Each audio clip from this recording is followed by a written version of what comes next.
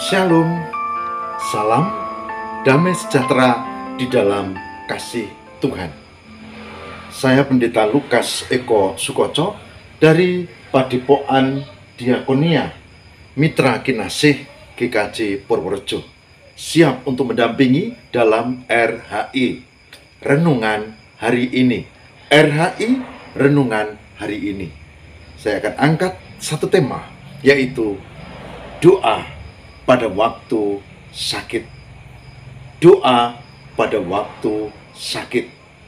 Semoga RHI Renungan Hari Ini bermanfaat dan Tuhan memberkati. Mari bersama-sama kita siapkan diri kita untuk perenungan saat ini dan kiranya menjadi berkat buat kita semua.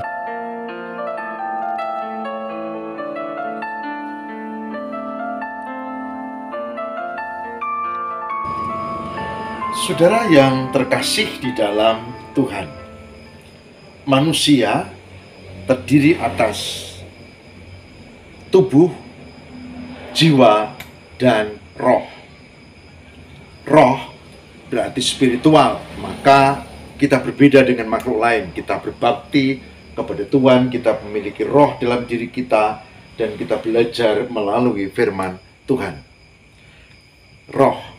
Tubuh berarti fisik. Kita punya mata, kita punya panca indera lainnya juga.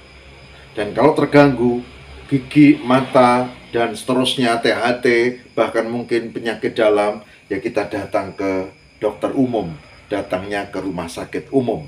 Berbeda dengan roh tadi, kita datangnya ke misalnya ke pendeta, pastor, atau pemimpin agama. Saudara, roh, tubuh, tapi juga jiwa. Jiwa terkait dengan badan, terkait dengan saraf-saraf kita. Jiwa, tapi juga terkait dengan roh. Jadi tiga menjadi satu, itulah manusia, tubuh, jiwa, dan roh. Bedanya adalah kalau tubuh kita ke rumah sakit umum, kalau jiwa kita ke rumah sakit jiwa. Dan kita harus mencari cara untuk tetap sehat. Saudara, saat ini kita akan belajar untuk merenungkan bagaimana pemazmur Daud ketika dia sedang sakit. Mari kita siapkan untuk membuka firman Tuhan berikut ini. Kita akan membaca Mazmur 38. Pertama-tama ayat 2 dan 3. Yang demikian firman-Nya. Tuhan, janganlah menghukum aku dalam geram-Mu, dan janganlah mengajar aku dalam kepanasan murka-Mu. Sebab anak panah-Mu menembus aku, tangan-Mu telah turun menimpa aku. Tak ada yang sehat pada dagingku oleh karena amarah-Mu. Tidak ada yang selamat pada tulang-tulangku oleh karena dosaku. Mazmur 38 ayat 2, 3 dan ayat 4. Catatan pertama, pemazmur mengalami sakit, dan sakitnya adalah terkait dengan roh, di mana dia berdosa secara spiritual. Tapi sakitnya juga terkait dengan fisik. Mari kita cermati pada ayat yang ke-6. Mazmur 38 ayat 6. Luka-lukaku berbau busuk bernanah oleh karena kebodohanku. Ini fisik. Luka yang secara fisik. Tetapi ini juga terkait dengan jiwa. Jadi ayat yang ke-7 dikatakan begini. Aku terbungkuk-bungkuk, sangat tertunduk sepanjang hari. Aku berjalan dengan duka cita. Saudara, perhatikan sakitnya lengkap. Komplikasi ini. Dia merasa berdosa kepada Tuhan. Di satu sisi dia punya luka secara fisik, tapi di sisi yang lain dia punya persoalan dengan kejiwaannya, sehingga dia lakunya tertunduk-tunduk, bahkan dalam duka cita. Pemazmur menghadapi penyakit yang luar biasa berat. Saudara, saya tahu kalau orang itu yang mengalami depresi misalnya, maka seluruh tubuhnya itu seperti capek, yang nggak ngapa-ngapain sebetulnya, cangkul enggak, lari enggak, tapi seperti lungkrah capek gitu.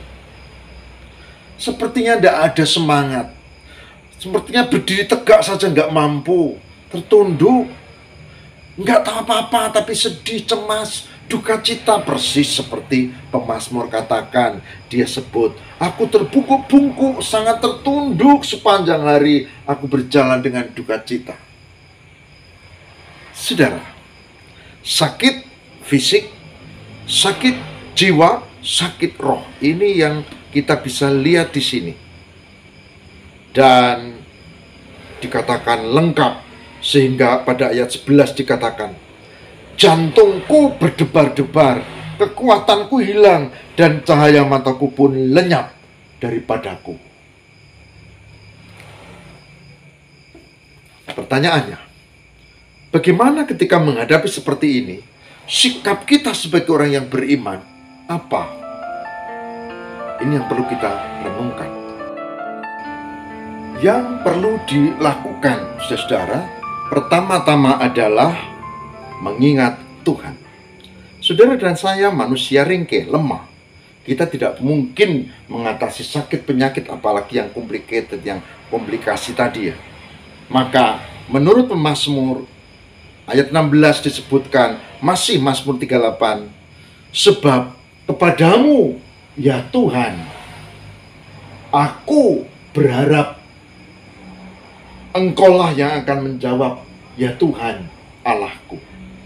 Pertama-tama, tetap meyakini bahwa Tuhan itu ada, Tuhan itu berkuasa, dan Tuhan itu sumber pengharapan yang sejati.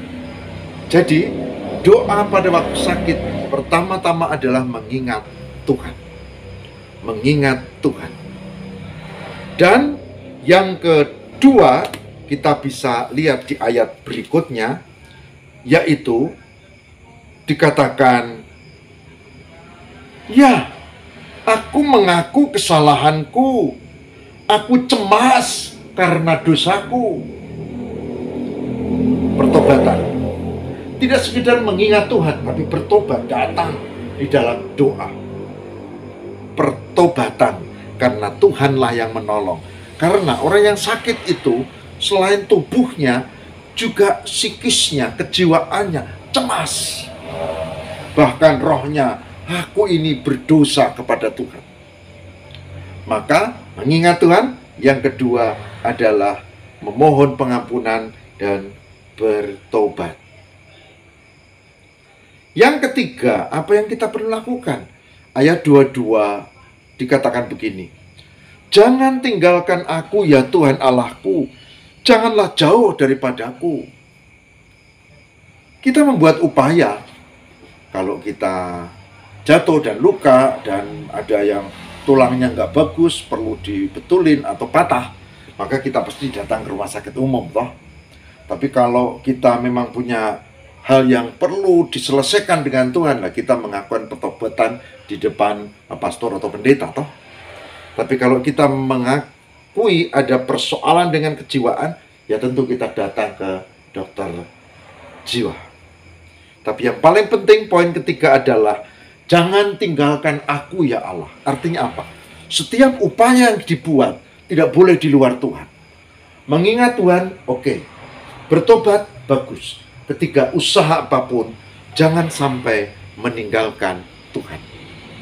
Jadi, sakit penyakit pasti ada, tapi ingat Tuhan, perbarui relasi dalam pertobatan, usaha dengan tetap bersandar pada Tuhan. Dari Mazmur 38 kita telah belajar tentang 3 poin ini. Mengingat Tuhan, pertobatan, dan membuat usaha di dalam Tuhan. Semoga di waktu kita sakit, atau mungkin ada di antara ibu bapak yang sedang sakit, kita tetap memohon penyertaan Tuhan. Mari kita berdoa. Tuhan yang Maha Kasih dan Setia, kami sedang kurang enak badan, atau bahkan ada yang sakit, ampunilah. Kami mengenangkan kebaikan-Mu, dan kami percaya Tuhan akan tolong kami. Biarlah kami juga membuat upaya, tapi tidak melupakan Tuhan. Jangan jauh daripadaku, juga ketika kami sakit. Pecinta RHI, berkati satu persatu. Ada yang masih kurang sehat, ada yang malah sakit, ada yang dirawat di rumah sakit, ada yang fisik, ada yang psikisnya yang sakit. Tapi kami tahu Tuhanlah sumber kekuatan. Tolonglah kami semua. Haleluya. Amin.